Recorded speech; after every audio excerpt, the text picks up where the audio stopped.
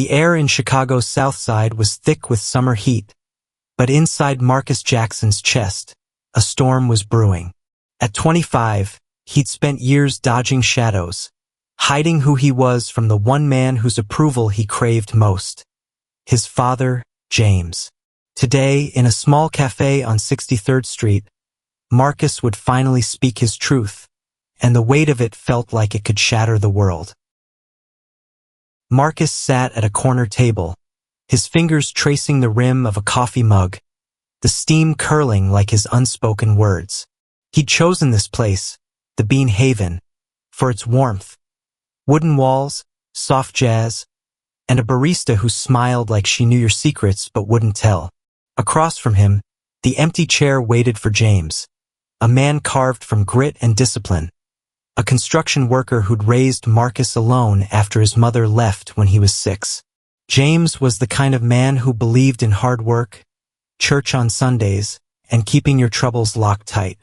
Marcus loved him fiercely, but that love came with fear that his truth would break the only family he had. The bell above the door chimed, and Marcus's heart lurched. James walked in, his broad shoulders filling the frame, his flannel shirt rolled up to reveal forearms scarred from years on construction sites. His graying hair caught the light, and his eyes, dark and searching, found Marcus immediately. "Hey, kid," James said, his voice a low rumble as he slid into the chair. "What's this about? You look like you're about to confess to a crime." Marcus forced a laugh, but it came out brittle. "Just needed to talk, Dad." His hands trembled, and he hid them under the table. He'd rehearsed this moment 1,000 times. In mirrors, in dreams, in the quiet of his studio apartment in Logan Square. But now, with James's steady gaze pinning him, the words felt like stones in his throat. Growing up, Marcus had always known he was different. At 10, he'd felt his heart race watching a boy named Caleb shoot hoops in the park, his laughter brighter than the summer sun. By high school, he'd buried those feelings, dating girls to fit in, to make James proud.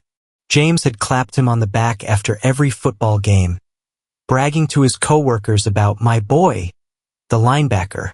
But Marcus wasn't just the linebacker. He was the boy who loved men, who'd spent years crafting a mask to survive a world that didn't always welcome people like him. The cafe buzzed around them, students typing on laptops, an older couple sharing a scone. But to Marcus, it was just him and James. He took a breath, his pulse hammering. "Dad, there's something I've been keeping from you. For a long time." His voice cracked, and James's brow furrowed, concern etching lines deeper into his face. "What is it, Marcus?" James leaned forward, his calloused hands clasped on the table. "You in trouble? Money? You know I'd do anything for you." Marcus shook his head, his dreadlocks brushing his shoulders. "It's not that. It's about me. Who I am." He paused, the weight of a decade pressing against his ribs. "I'm gay, Dad. I've always been. I've just been too scared to tell you." The words hung in the air, heavy and raw.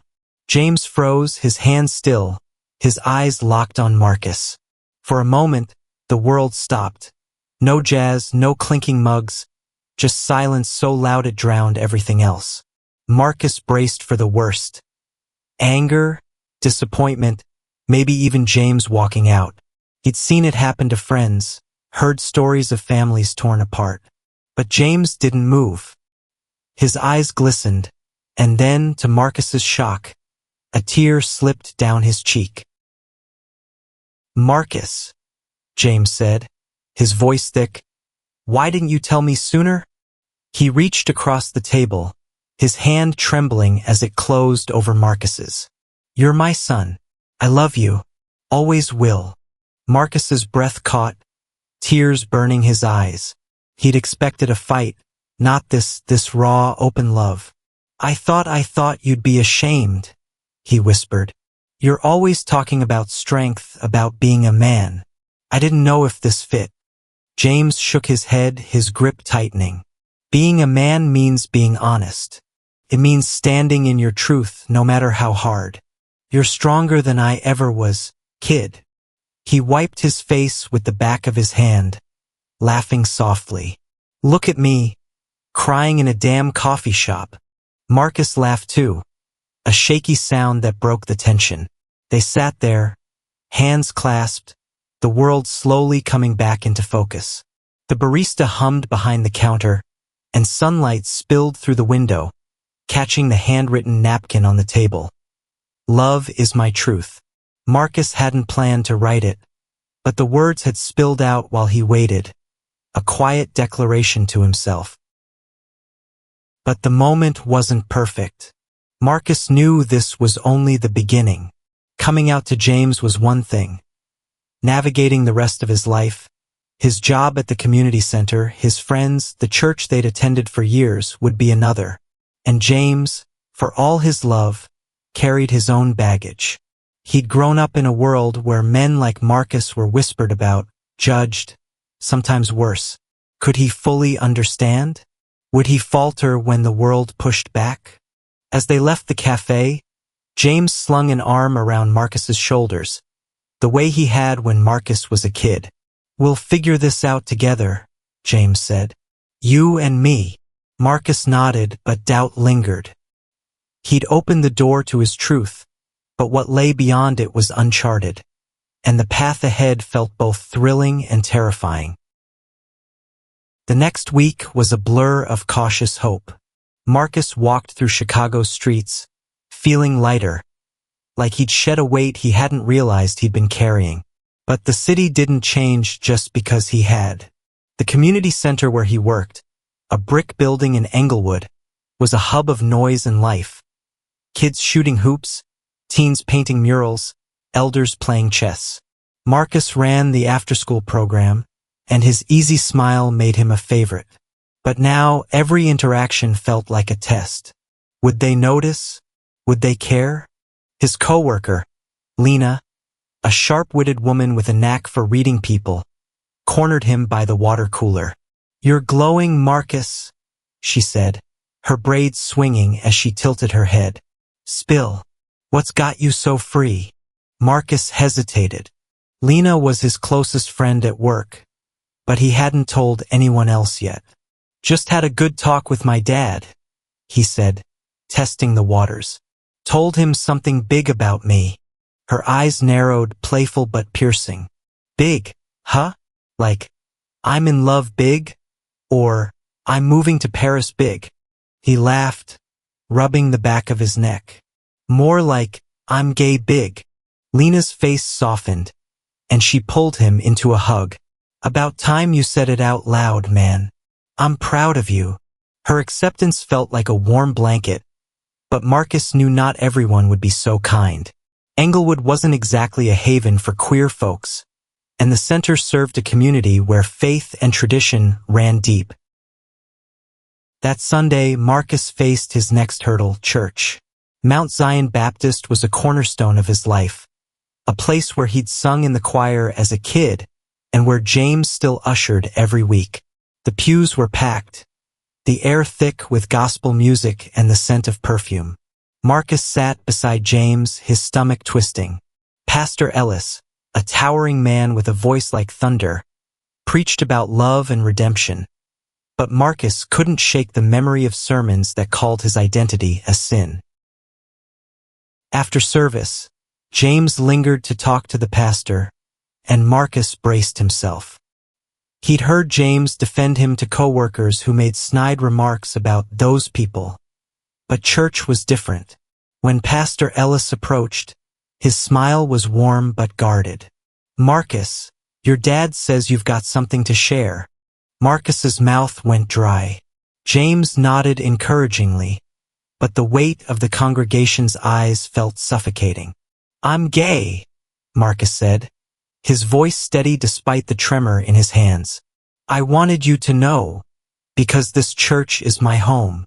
The pastor's smile faltered, and Marcus's heart sank. Son, we love you, Pastor Ellis said, his tone careful. But you know the Bible's teachings. We'll pray for you, help you find your way. Marcus felt the words like a slap, though they were wrapped in kindness.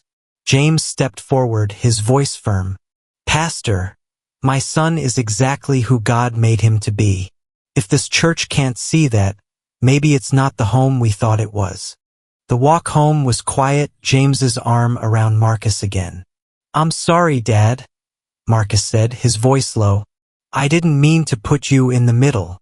You didn't, James said fiercely. I chose you. Always will. But the world wasn't done testing them. That night, Marcus got a call from his cousin, Trey, who'd heard whispers at church. You serious, man? Trey's voice was sharp, edged with disbelief. You're gonna throw away everything, family, faith, for this? Marcus's chest tightened. Trey had been like a brother, but now his words cut deep. I'm not throwing anything away, Marcus said. I'm just being me. Trey hung up, and Marcus stared at his phone, the silence louder than any argument. He thought of the napkin from the cafe. Love is my truth, now tucked in his wallet like a talisman.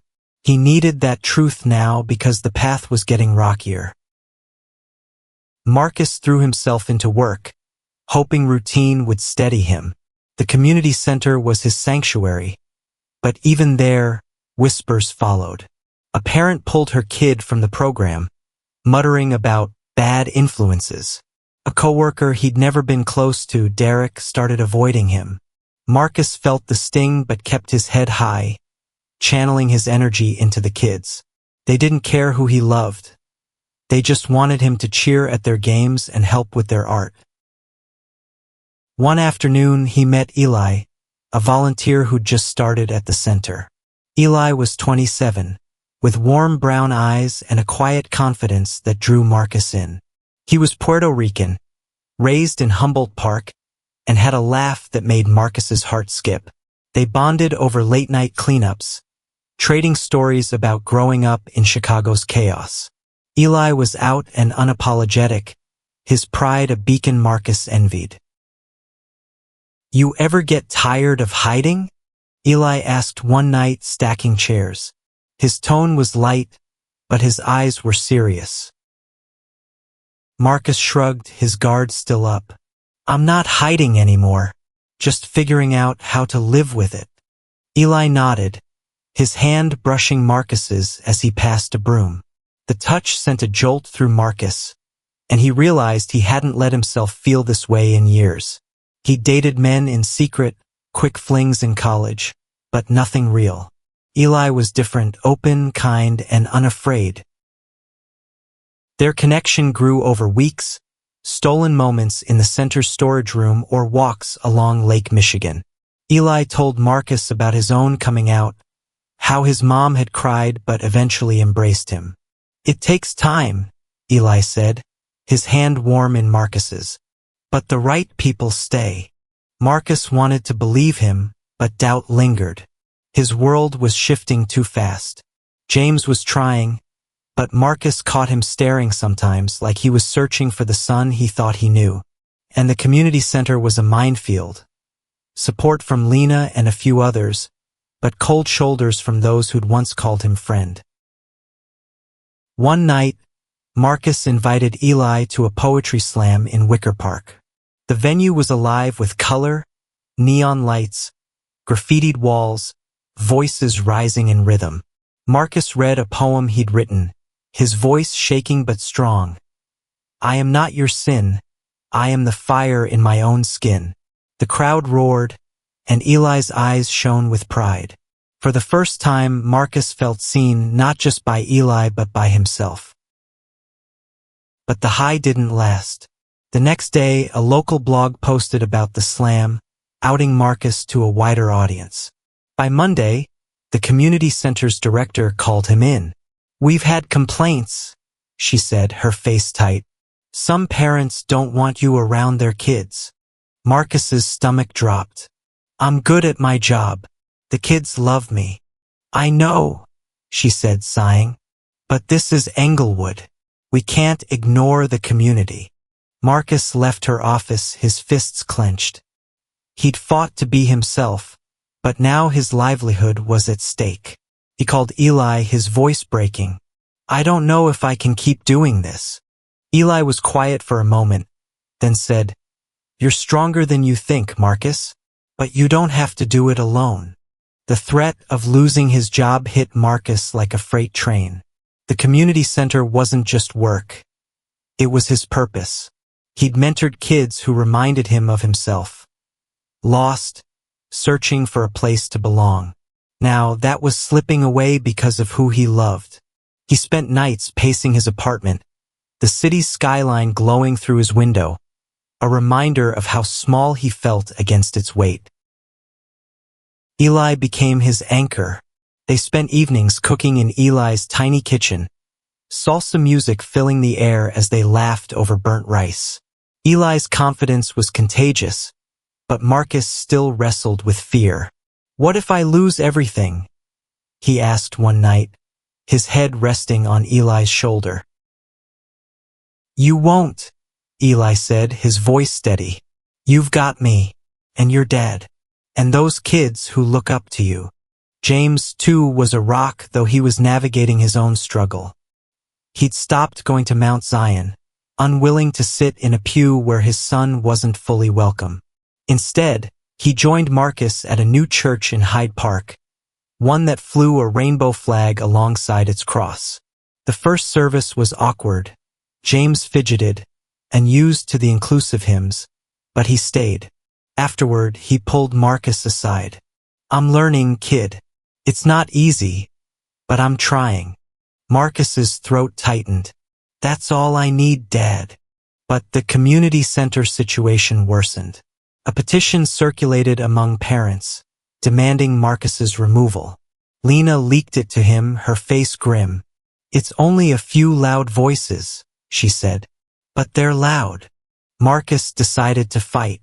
He organized a meeting with the parents, his heart pounding as he stood in the center's gym, facing a crowd of skeptical faces.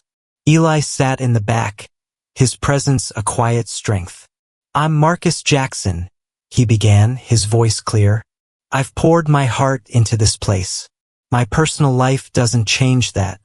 I'm here for your kids, to help them grow, to keep them safe. Some parents nodded, others crossed their arms. One woman, Mrs. Carter, stood up.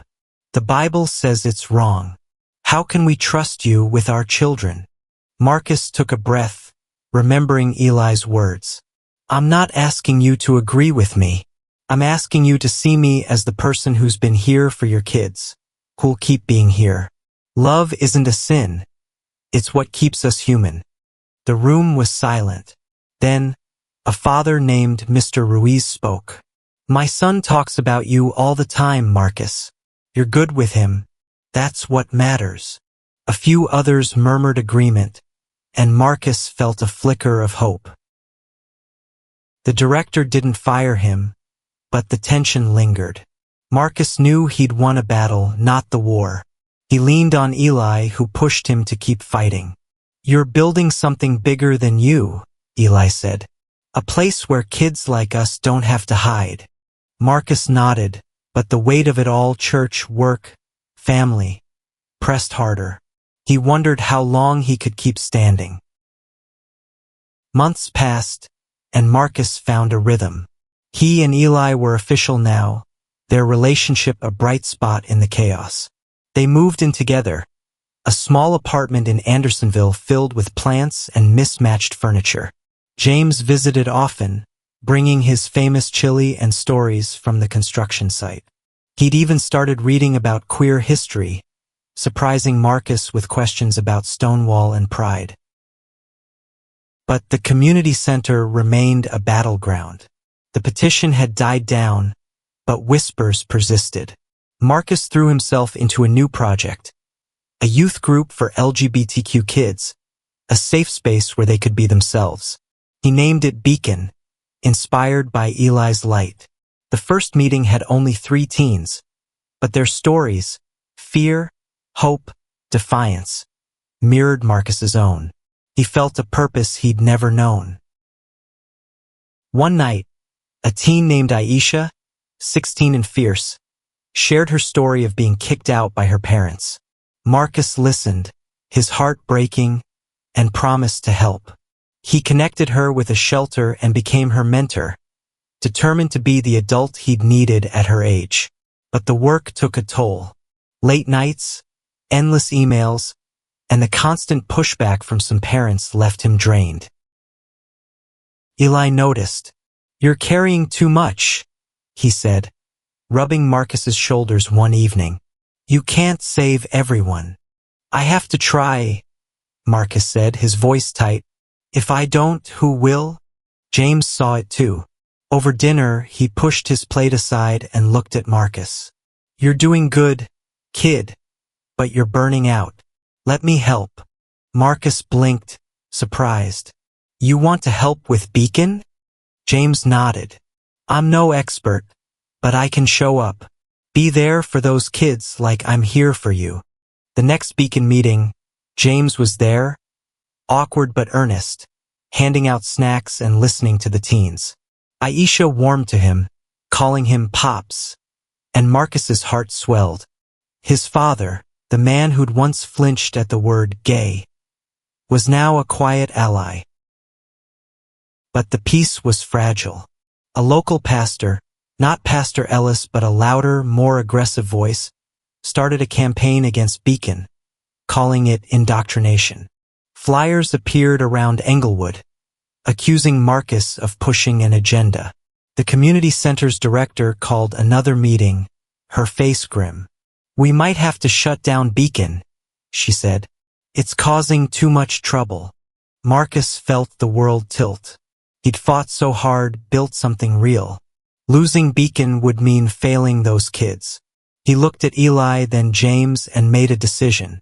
"I'm not giving up," he said. "I'll take this to the community board." The fight was on, and Marcus knew it would be his hardest yet. The community board meeting was held in a stuffy room at the Englewood Library, packed with parents, pastors, and neighbors.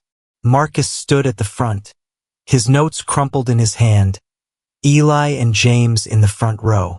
The air was thick with tension, voices rising before he even spoke. The pastor who'd started the campaign, Reverend Holt, sat with a smug smile, his flyers stacked neatly beside him. Marcus took a breath, his voice steady despite the chaos. Beacon isn't about pushing anything. It's about giving kids a place to be safe, to be themselves. I know what it's like to hide who you are, to feel like you don't belong. I won't let these kids feel that way. Reverend Holt stood, his voice booming. This is about morality. We can't let our children be led astray. James shot to his feet, his face red. My son is not a danger. He's a hero to those kids. You talk about morality? How about love? How about protecting the vulnerable? The room erupted, voices clashing, but Marcus raised his hand. I'm not here to fight. I'm here to ask you to see these kids. To see me. I'm gay, and I'm proud. I'm also the man who's been here for this community, and I'm not going anywhere. Aisha stood next, her voice shaking but fierce. Marcus saved me when my own family didn't. Beacon is my home. Don't take that away. One by one, others spoke, parents who'd seen their kids thrive, teens from Beacon, even Lena, who called Marcus a brother. The tide shifted, slow but sure. The board voted to keep Beacon, a narrow victory that left Marcus trembling with relief.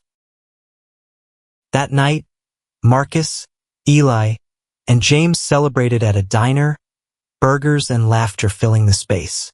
James raised his glass. To you, Marcus. I'm so damn proud. Marcus looked at his father, then at Eli, and felt the weight of years lift. He'd hidden his truth for so long, afraid it would break him. But speaking it had built something stronger, a family, a community, a legacy. The napkin from that first cafe sat framed on their apartment wall. Love is my truth. a reminder of the day he'd found his voice.